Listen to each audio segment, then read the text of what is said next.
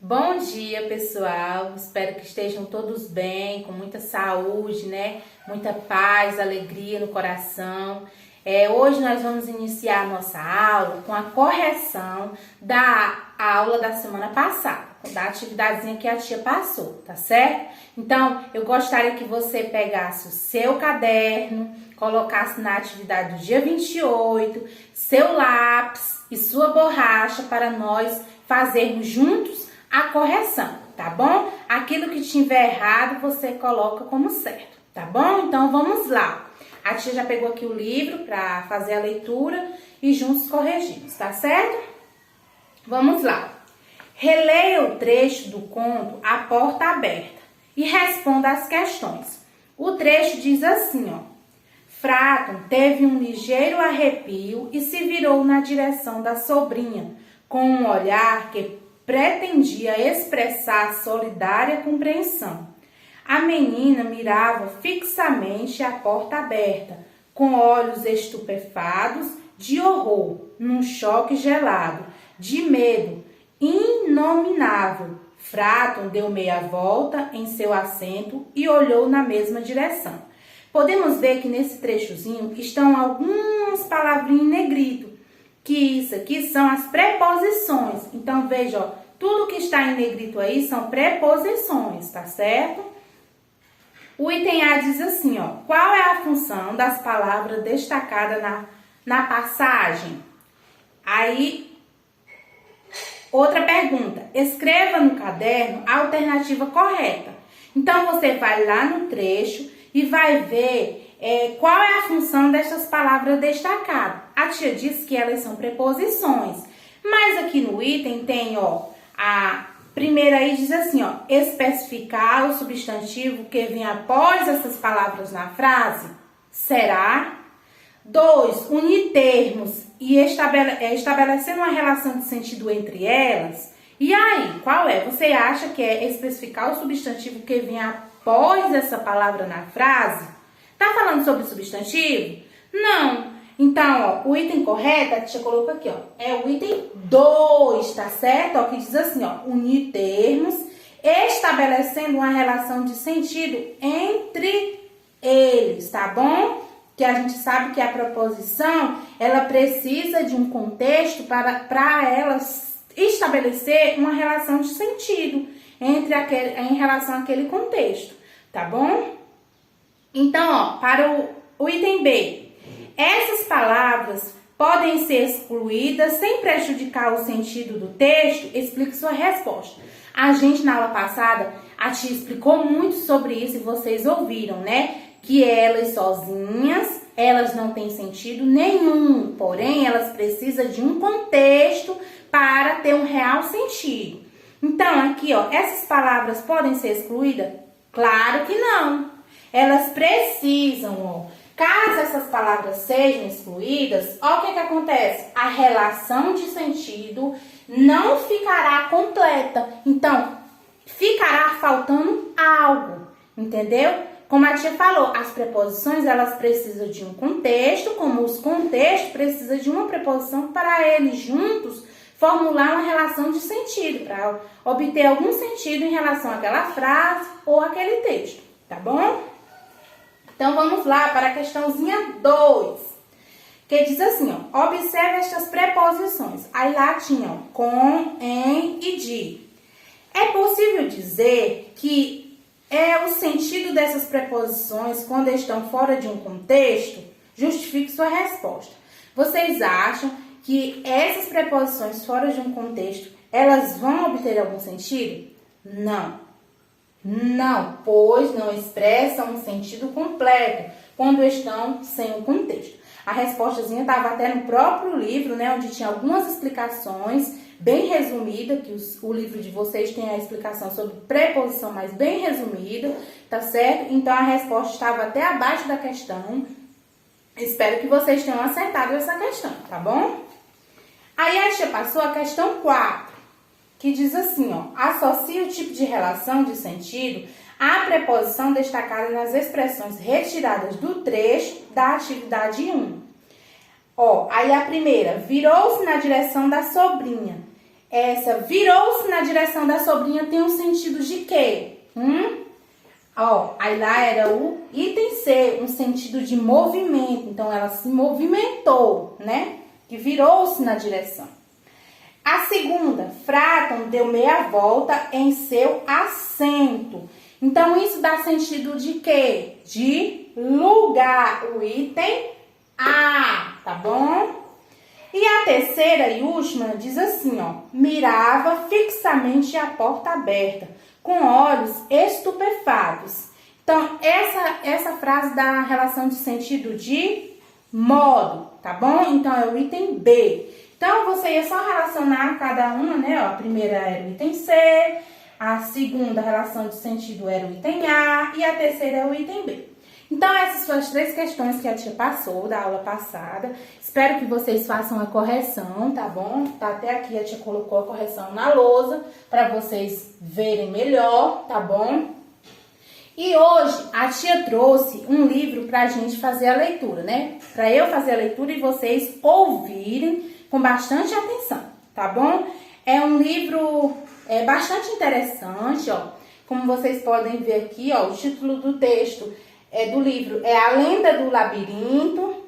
O texto é de Aldir Fax Rios e ilustrações de Suzana Paz. Vocês olhando para a capa do livro, o que vocês podem identificar de que forma o livro vai retratar, né, de acordo com essas imagens, no sentido de vocês, o que o livro vai retratar? Será que vai falar sobre índio, a natureza? O que será, hein? Vamos lá descobrir? Ó, a edição do livro é Demócrito Rocha, tá bom?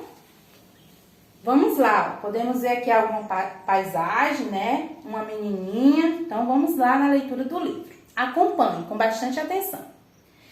Em uma remota praia do Nordeste brasileiro, habitava uma comunidade de indígenas. Então, estão falando de índios, né? Os Tremembé. Seus deuses eram o sol e a lua. Adoravam também o mar, o vento, as árvores, os peixes, os rios, as aves e todos os bichos da floresta. Lençóis era o nome desse paraíso. O lugar era chamado assim por causa das dunas que se estendiam na beira do mar, à procura do sertão, parecendo um alvo lençol de areia. Podemos ver que as dunas são isso aqui, né, gente? Ó, areias. E aqui era o mar. Os habitantes de Lençóis viviam da pesca, da caça e da lavoura.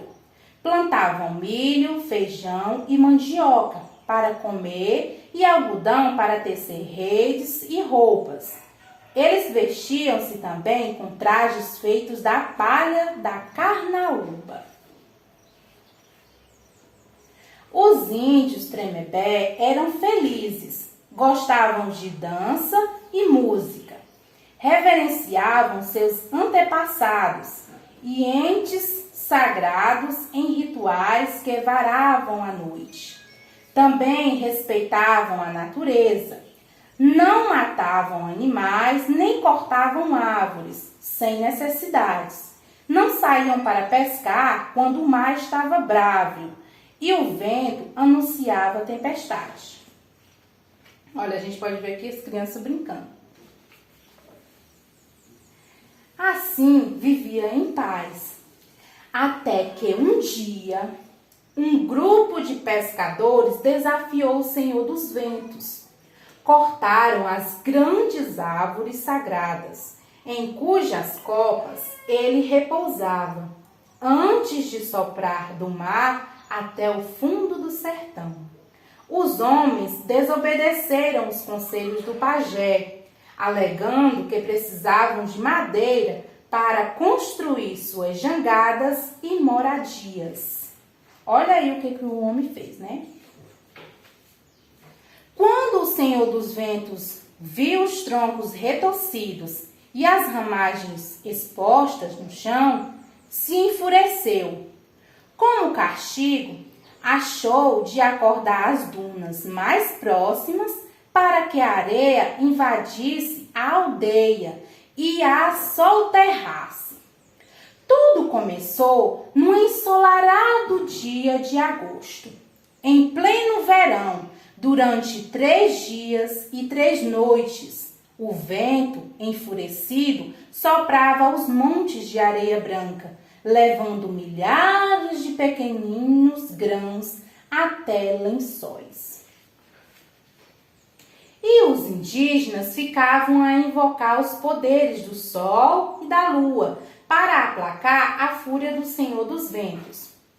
Do 4º dia em diante, as mulheres da tribo, munidas de fusos e rocas, passaram a tecer com fios de algodão imensos pedaços de pano, que amarraram em talos de coqueiro, para servir de anteparo ao vendaval.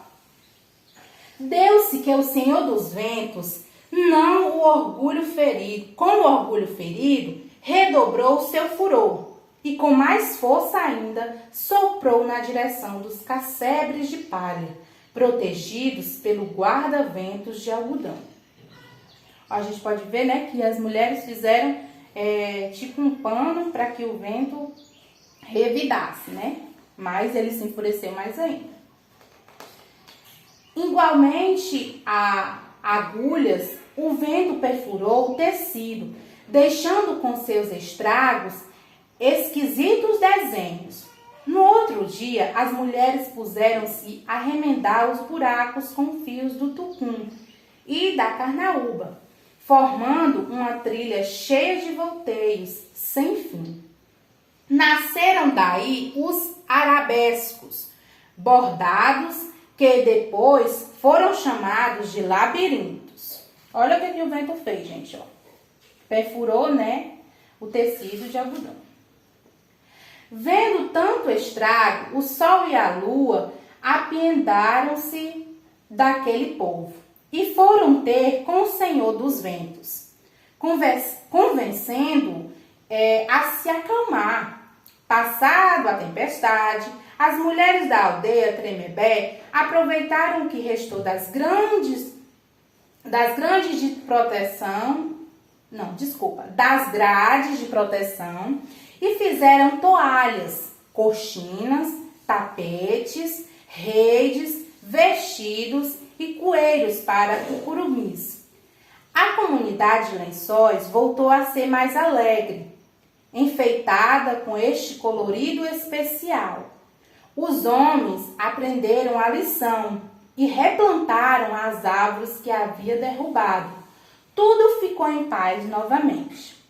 Voltaram os dias de festejos, quando todos dançavam o toré. Comida e bebida havia à vontade. Beiju, tapioca, carnes de caças e uma bebida feita com um suco extraído de uma fruta de estranho formato. Imaginem aí, gente, que fruta seria essa? O caju. Em roda, as mulheres cantavam uma modinha, que recordava o episódio cuja letra dizia assim: a areia que sopra do mar foi quem me ensinou a bordar. O vento acordou a duna com força de furacão e desenhou no tecido florzinha de algodão. Pescador que vem do mar foi quem me ensinou a amar. O vento chegou na aldeia para despertar o que sinto, deixando meu coração perdido num labirinto. Rendeira que olha o mar faz bordado para enfeitar, bordado de enfeitiçar.